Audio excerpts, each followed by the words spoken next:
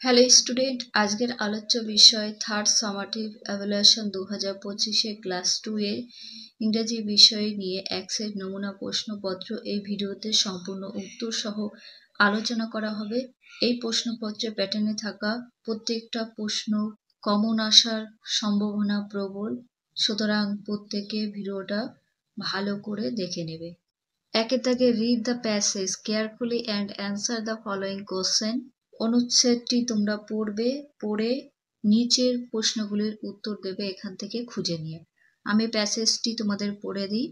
Long ago, কোনো এক সময়, people walk from place to place, মানুষেরা এক জায়গা থেকে অন্য জায়গায় হেঁটে যেত। দেন সামওয়ান টেমড হর্সেস, তারপর কোনো ঘোড়াগুলোকে কি করতো, তারা পোষ মানাতো। পিপল হুড গো ফাদার দেন এভার বিফোর, মানুষেরা আগের চেয়ে অনেক দূরেও যেতে পারত এই ঘোড়ার গাড়ির সাহায্যে। They could go faster too after a while some made a wagon, কিছু সময় পর কোনো একজন ব্যক্তি একটা গাড়ি বানিয়ে ফেললো। কি গাড়ি? হর্সেস পুল দ্য ওয়াগন, ঘোড়ার গাড়ি। Then people could move big heavy things, তারপর মানুষেরা বড় বড় ভারী জিনিসপত্র এক জায়গা থেকে অন্য জায়গায় নিয়ে যেতে পারত, সরাতে পারত। Today we have curse, boats, planes and trains, আজ আমাদের কাছে গাড়ি, নৌকা, বিমান এবং ট্রেন আছে। দেয়ার আর বিগ ট্রাকস, অর্থাৎ বড় বড় ট্রাকও আছে। These are all forms of transportation, অর্থাৎ এগুলোকে পরিবহনের মাধ্যম বলা হয়।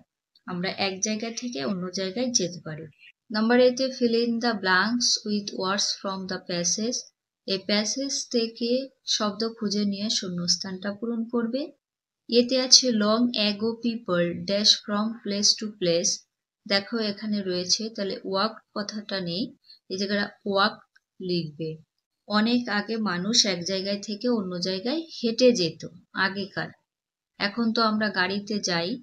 বিতে after taming horses people could dash farther than ever before, উত্তরটা দেখো এখানে রয়েছে people could go farther than ever before, তাহলে গো কথাটা এই জায়গাটা লিখবে।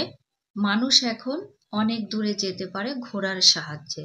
সিতে হর্সেস ড্যাশ দ্য ওয়াগন, দেখো রয়েছে হর্সেস পুলড দ্য ওয়াগন, তাহলে পুলড কথাটা নেই, এখানে পুলড লিখবে। হর্সেস পুলড দ্য ওয়াগন, অর্থাৎ ঘোড়াগুলো গাড়ি টেনে নিয়ে যায়। তারপরে দেখব ডিতে কার্স, বোটস, প্লেনস আর all form of dash transport হবে। গাড়ি, নৌকা, বিমান এইসব পরিবহনের মাধ্যমে চলে। বিতে answer the following question each in single sentence, এই নিম্নলিখিত প্রশ্নগুলির উত্তর দিতে হবে একটি বাক্যে। নাম্বার এতে what do we have in present day for transportation, বর্তমানের সময় পরিবহনের জন্য আমাদের কাছে কি কি আছে। We have cars, boat, planes, trains আর বিগ ফর ট্রান্সপোর্টেশন, এটা প্যাসেজে পেয়ে যাবে।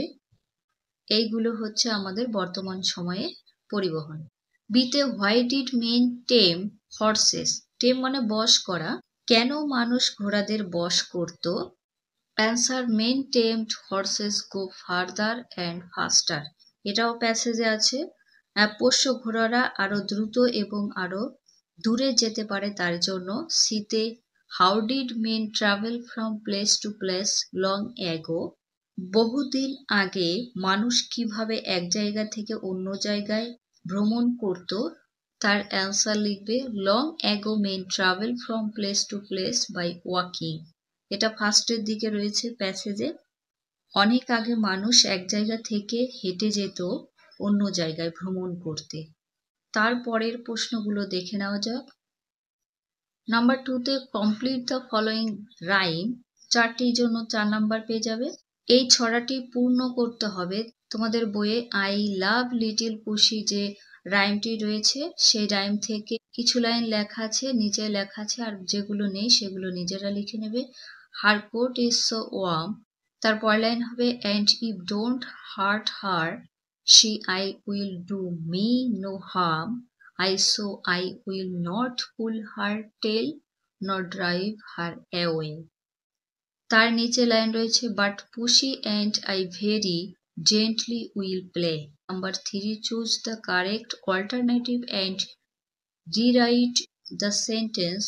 এতে we have a an কার আছে, এটা কনসোনেন্ট দিয়ে উচ্চারণ, তাই আ হবে। আমাদের একটি গাড়ি আছে।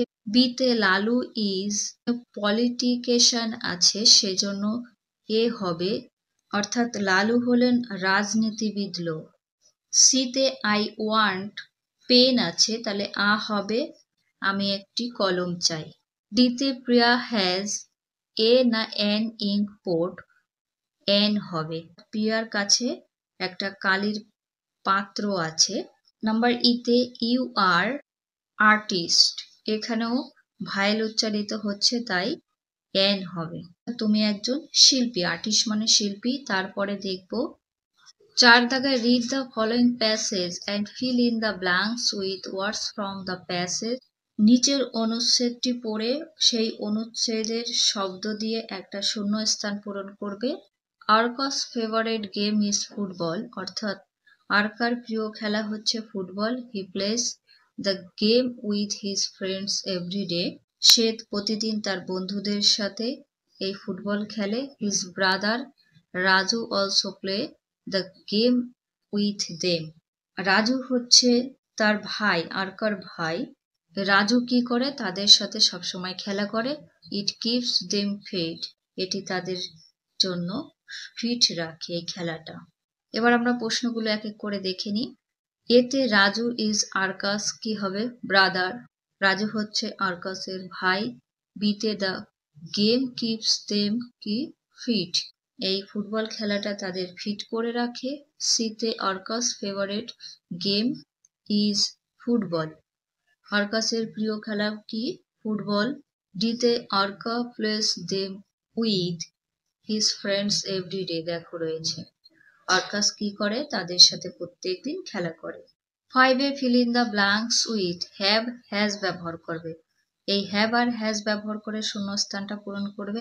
এতে আই ড্যাশ আ ফুটবল, দেখো আয়ের পরে সবসময় হ্যাভ হয়, আই হ্যাভ আ ফুটবল, আমার একটি ফুটবল আছে। বিতে প্রিয়া, আমি তুমি ছাড়া অন্য কাউকে যদি সিঙ্গেল বোঝায় সেক্ষেত্রে হ্যাজ ব্যবহার করতে হয়। প্রিয়া হ্যাজ আ ডল, প্রিয়ার একটি পুতুল আছে। সিতে ইউ, ইউর পরেও হ্যাভ হয়, ইউ হ্যাভ আ কিবোর্ড, তোমার একটা কিবোর্ড আছে। ডিতে আ বাটারফ্লাই, এখানেও অন্য কাউকে একজন বোঝাচ্ছে, সেক্ষেত্রে হ্যাজ ব্যবহৃত হবে। হ্যাজ কালারফুল উইংস, অর্থাৎ একটি প্রজাপতির রঙিন ডানা থাকে। নাম্বার ইতে দিয়া, দিয়া হ্যাজ আ বিউটিফুল স্মাইল, দিয়ার হাসিটা খুবই সুন্দর। 6 আন্ডারলাইন দ্য কারেক্ট ওয়ার্ডস, সঠিক শব্দটায় দাগ দেবে লম্বা, ঠিক আছে, আমি দাগ দিচ্ছি না, রাইট চিহ্ন দিয়ে দিচ্ছি, তোমরা আন্ডারলাইন দেবে।